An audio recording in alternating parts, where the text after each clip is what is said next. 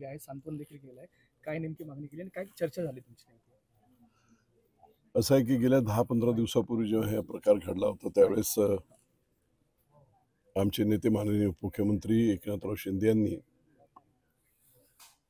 सामंत साहेब आणि शिरसाट साहेब मला वाटते येऊन गेले होते. त्याच्यानंतर बऱ्याच घडामोडी घडलेल्या आहेत आणि या घडामोडींचा एकंदरीत आढावा घेणे, जनसामान्यांमध्ये काय चर्चा आहे, त्यांच्या घरच्या लोकांमध्ये काय त्यांची मानसिकता आहे, त्यांचं काय म्हणणं आहे, हे ऐकून घेण्यासाठी आज माननीय उपमुख्यमंत्री एकनाथराव शिंदे यांच्या निर्देशानुसार मी इथे आलो होतो. काल मी आलो इथे, आज सर्वांशी चर्चा केली. जी चर्चा कुटुंबियांशी केली, खरंच प्रथमतः इतकं वाईट कृत्य, इतक्या वाईट पद्धतीने निर्घुण हत्या अख्ख्या देशात इतक्या वाईट पद्धतीने कुणी एका समाज कार्यकर्त्याची आणि सरपंचाची झाली नसावी, इतकं गंभीर हे प्रकरण आहे. आणि म्हणून प्रथमतः त्याचा मनपूर्वक असा निषेध करतो. मी कालपासून सर्वसामान्य लोकांशी, या कुटुंबियांशी बोललो, तसंच इतर लोकांशी बोललो. माननीय मुख्यमंत्र्यांनी त्यांना शब्द दिलेला की शेवटचा माणूस सुद्धा गँगमधला जोपर्यंत संपत नाही तोपर्यंत मी यांना सोडणार नाही, मी ते काम करणार. राज्याचे मुख्यमंत्री देवेंद्र फडणवीस हे एक चाणक्य आहेत, हुशार माणूस आहे, स्वतः वकील आहेत, कायद्याचा अभ्यास असणारा माणूस आहे. त्यामुळे अतिशय परफेक्ट पद्धतीने, कारण जर थोडी जरी चूक झाली तर जेव्हा कोर्टात जाईल त्यावेळेस मोठे मोठे वकील राहतील. 4 आणि 5,000 कोटीचे मालक, घरगडी असणारा माणूस 5,000 कोटीचा मालक होतो म्हणजे तो किती शातीर आहे हे लक्षात येते. त्यामुळे त्या पैशांचा वापर करून तो निश्चितपणे तिथे कोर्टात देखील मोठमोठे वकील वापरून कुठे एखादी मिसिंग लिंक सापडली तर त्याच्यातून तो सुटेल. आणि म्हणून मुख्यमंत्री महोदय आणि सर्व अधिकाऱ्यांचं, वरिष्ठ अधिकाऱ्यांचं जे काम चाललंय ते माझ्या मते सुरळीत आहे. दिलेला शब्द मुख्यमंत्री पाळतील. उपमुख्यमंत्री एकनाथराव शिंदे यांचंही रेकॉर्ड सगळ्या महाराष्ट्राला माहीत आहे की अन्यायाच्या विरुद्ध कसा लढणारा माणूस आहे. मला आश्चर्य एकाच गोष्टीचं वाटतंय की अजितदादांच्या बाबतीमध्ये परखड नेतृत्व म्हणून बोललं जातं, परंतु एवढ्या सगळ्या महाराष्ट्राला चुकीची गोष्ट वाटत असताना वाल्मिक कराड याचं हे साम्राज्य आणि त्याच्यातून ही विश्ववल्ली निर्माण झाली आहे हे असताना त्यांना बाकी काही वाटत नाही. थोडंसं त्याचं शल्य मला वाटतं, कारण कडक माणूस आहे तो, परखड आहे. परखडपणे त्यांनी निर्णय घेतले पाहिजे आणि संपूर्णच राज्यकर्त्यांच्या विरोधात कुठेही अविश्वास होणार नाही असं वागलं पाहिजे, असं माझं प्रांजळ मत आहे. ते करतील ते मला वाटतं. एकंदरीत सगळी परिस्थिती पाहता मी आता काही ठिकाणी जाऊन आलो. एका ठिकाणी असलेली त्यांची ती जमीन, मग ती कशी हडप केलेली आहे, तिथला शेतकरी कोण आहे. आता 2 दिवस बातम्या चाललेल्या आहेत की हार्वेस्टर अनुदानाच्या पाठीमागे 8-8 लाख रुपये 147 लोकांकडून घेतले. 2 वर्ष झाली. कृषी मंत्री आमचा आहे असं म्हणत राजकारणाचा मुलामा मी अजिबात देणार नाही, परंतु त्याचा मुलामा देत त्यांनी ते जवळजवळ 11-11.5 कोटी खाल्ले. तक्रार करायची शेतकऱ्यांची हिंमत नाही. गेले तर त्यांना मारहाण झाली, कोणाच्या घरी दहशत गाड्या उभ्या करून टाकल्या, कोणाच्या घरी गुंडे उभे केले. ही सर्व परिस्थिती काय दर्शवते? अख्खा बीड जिल्हा म्हणणार नाही, पण निदान परळी इथे असणारी जी परिस्थिती आज 8-10 दिवस तुम्ही टीव्हीवाल्यांनी सुद्धा दाखवलेलं, मीडियाने दाखवलेलं, राखेचं साम्राज्य, वाळूचं साम्राज्य, अवैध धंदे, लँड ग्रॅबिंग, या सगळ्या प्रकारामधून सर्वसामान्य माणसाला पूर्ण दाबून टाकलंय. आणि हे दाबत असताना ज्या गोष्टी समोर येत आहेत त्या मी निश्चितपणे मुख्यमंत्र्यांना आणि उपमुख्यमंत्र्यांना देखील सांगणार आहे की एखाद्या पोलीस स्टेशनमध्ये तक्रार करायला जायचं तर काय एवढं इन्फ्लुएन्स आहे की त्या पोलीस स्टेशनमध्ये दिलेल्या हवालदारांच्या सगळ्या बुलेट ह्या वाल्मिक कराडांनी दिलेले. सगळं प्रशासन पैशांच्या जीवावर कसं ताब्यात ठेवायचं याची कला त्याच्याकडे होती.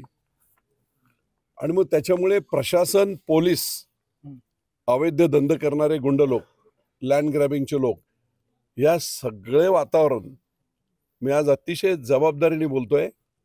मुख्यमंत्री महोदय सुद्धा ऐकत असतील.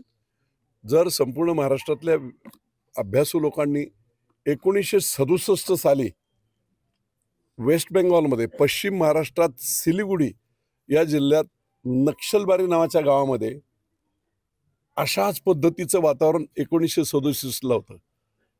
मोठे जमीनदार, प्रशासन, अधिकारी, पोलीस आणि अवैध धंदेवाले गुंड या सगळ्यांच्या नेक्ससमधून सर्वसामान्य माणसाला पूर्ण दाबून टाकलं गेलं होतं. त्याच्यातून नक्षलवाद उभा राहिलाय.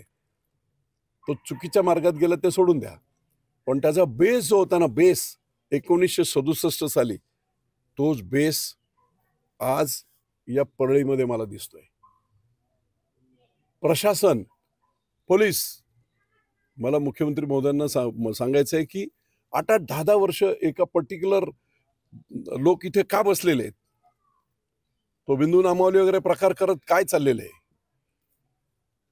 संपूर्णपणे या जिल्ह्यातील प्रशासकीय सगळ्या लेवलचे लोक, हे कसं शक्य झालंय की काही ठिकाणी प्रशासकीय लेवलला सगळे हस्तक आणून बसवले गेले. आणि म्हणून जसं त्याने एक निर्णय घेतला आणि अतिशय चांगले SP इथे आणले, त्याच्यानंतर मुवमेंट झाली, पण खाली सगळी यंत्रणा पोखरलेली आहे. ती पोखरलेली यंत्रणा सुद्धा बदलावी लागेल. महसूल, हे सगळे धंदे कशातून चालतायत? त्या सगळ्या जेवढ्या यंत्रणा आहेत ना, त्या सगळ्या यंत्रणांचे अधिकारी बदलावे लागतील. त्यांची हिस्ट्री पाहावी लागेल. भयावह आहे. जे मी इथे ऐकलंय वेगवेगळ्या लोकांकडून, काही लोक मला रात्री भेटले, काही पत्रकार भेटले, काही व्यापारी भेटले, आणि सगळ्यांच्या वक्तव्यातून ज्या गोष्टी आल्या ते खरोखर भयावह आहेत. या महाराष्ट्राला साजेसं नाही. मुंडेंच्या राजीनाम्याची देखील मागणी केली जाते. एक लक्षात घ्या, 2 गोष्टी इथे टाळल्या पाहिजेत. गुंडाला कुठची जात नसते. एक, गुंडांना कुठची जात नसते, तो त्याचा धंदा करतो आणि त्याच्या साम्राज्याच्या पाठीमागे वेगवेगळ्या लोकांना वापरून घेतो. मग ते प्रशासकीय अधिकारी असो किंवा राजकीय काही लोक असो, राजकीय लोकांची काही कुठे कुठे हातबलता असते मतांसाठी म्हणा, आणि त्याच्यातून हे घडत असते. पण गुंडांना कुठची जात नाही. काही लोक इथे येऊन OBC समाजाच्या नेत्यांवर अन्याय होते वगैरे हे जे बोलतात ते चुकीचं आहे. इथे संतोष देशमुखची झालेली हत्या आणि त्या हत्यारांना फासावर लटकवणे, डायरेक्ट इनडायरेक्ट सगळ्या जेवढ्या यंत्रणा आहेत, इंटेलिजन्सच्या आहेत, फॉरेन्सिकच्या आहेत, या सगळ्या करत हे गुंफत आज वाल्मिक कराडावर फक्त खंडणीचा गुन्हा आहे, पण या खंडणीच्या गुन्ह्याच्या पाठीमागचं सगळं षडयंत्र आणि त्याच्यातून पुढे झालेला हा मर्डर आहे, हे वास्तव आहे ना. आणि मग तो खंडणीचा गुन्हा जर त्या पवनचक्कीच्या संदर्भात होता आणि त्याचाच पर्याय पुढे इथपर्यंत आला होता, तर निश्चितपणे वाल्मिक कराड याच्या मेन बेस तोच आहे. हे वास्तव सर्वसामान्य अख्ख्या महाराष्ट्रातल्या माणसाला कळतंय.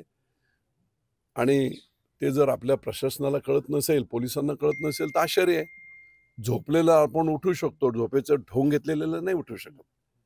आणि म्हणून मी एकनाथराव शिंदे यांना देखील ब्रीफ करणार आहे. सगळं वाईट अवस्था आहे.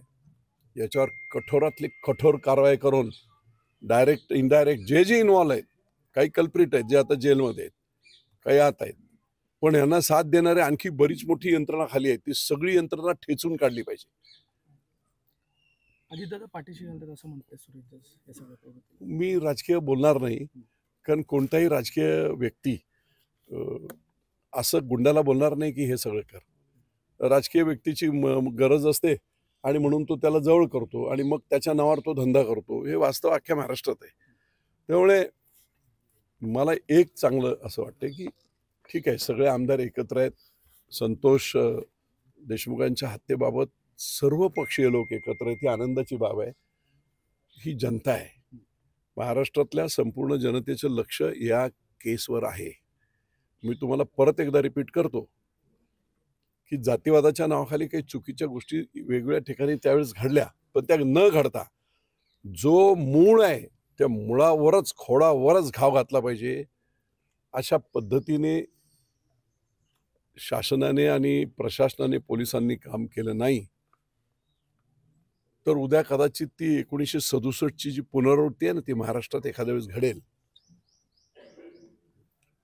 चिडू नाही ते. आणि उगाच कुठेतरी काहीतरी करण्याऐवजी काही लोक माझ्याशी जेव्हा बोलले, तर काल एक मुलगी ते पुण्यात बोलली, एक तरुण मुलगी बोलली आहे. काय आहे ते मी जे बोलतोय ना 1967 सालचं, ते त्याचं प्रतिक्रिया काल त्या मुलीची पुण्यात होते, आम्ही याला ठेचून मारू म्हणून. खोड. आणि म्हणून माझं विनंती आहे शासनाला, मुख्यमंत्री महोदयांना मी भेटणार आहे. हे सगळं जे जे मी लोकांना भेटलोय त्यांची नावं, त्या सगळ्या गोष्टी मी घेतलेल्या आहे. मला फक्त एकच आहे की राजकीयदृष्ट्या ह्या गोष्टीला ही गुंडगिरीची आणि पैसे वसुलीची केस आहे. तिला राजकीय मुलामा शक्यतो लावू नये. त्याच्या पाठीमागे राजकीय गोष्ट आहे.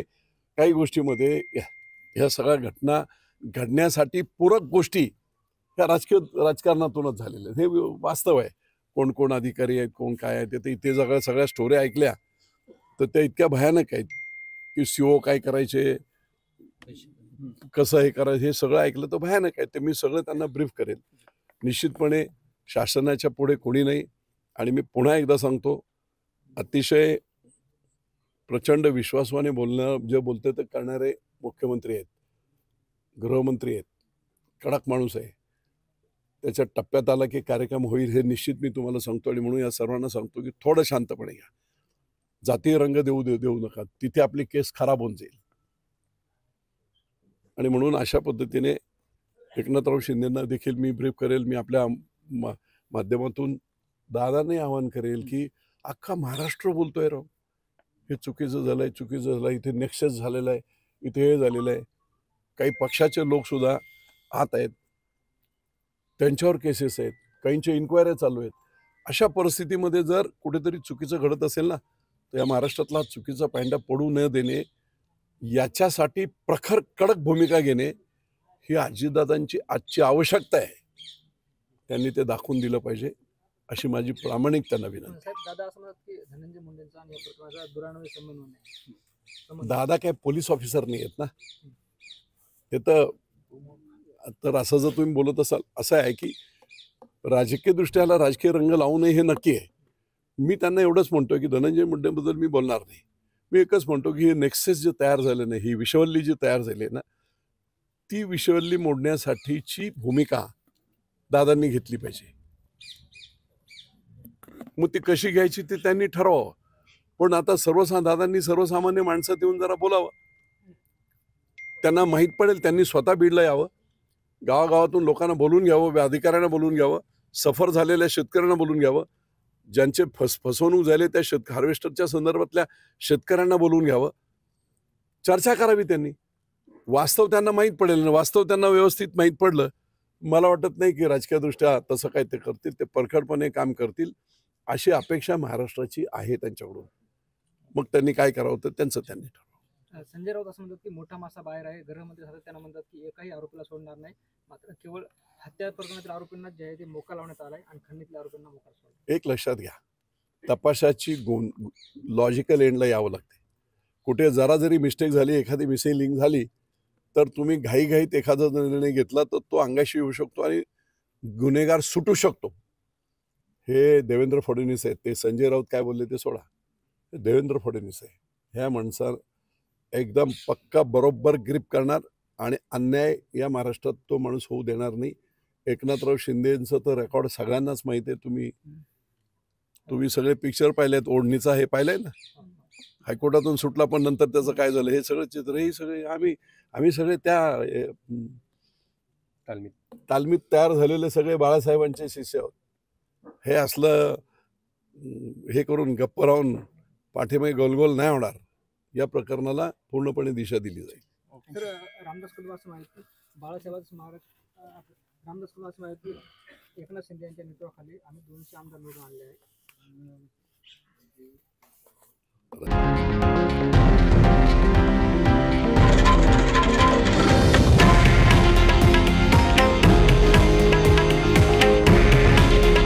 हे आहे देशातील नंबर 1 न्यूज नेटवर्क आणि आपण पाहत आहात TV9 मराठी. काळजी तुमची, हित महाराष्ट्राचं.